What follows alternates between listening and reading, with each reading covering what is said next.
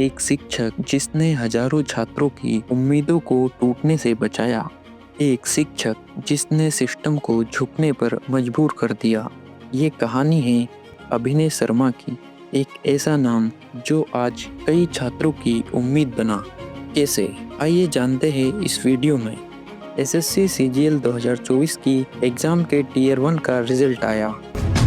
Result आने के बाद कई छात्रों की शिकायतें सामने आने लगी, जिनमें मुख्य बातें सामने आई कि इस बार पिछले साल से दुगनी वैकेंसियां थी, लेकिन फिर भी कट ऑफ ज़्यादा कैसे गया।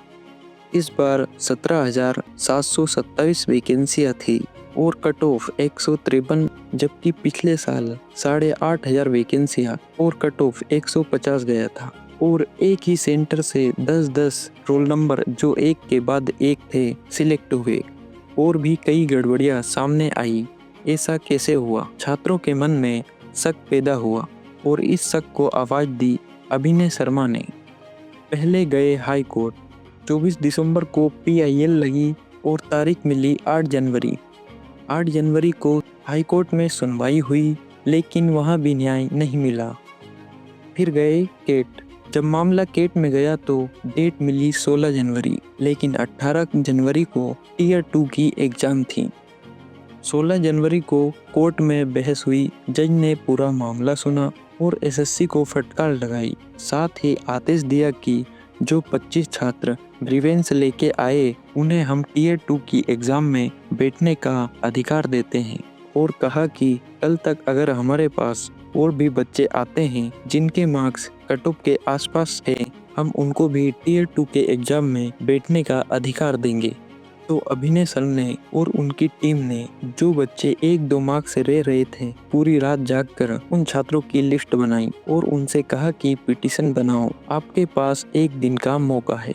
और फिर 500 बच्चों ने पिटीशन डाली और इनकी लिस्ट बनी और इनको भी एग्जाम में बैठने का अधिकार कोर्ट ने दिया। इस प्रकार 525 और बच्चों को एग्जाम में बैठने का मौका मिला।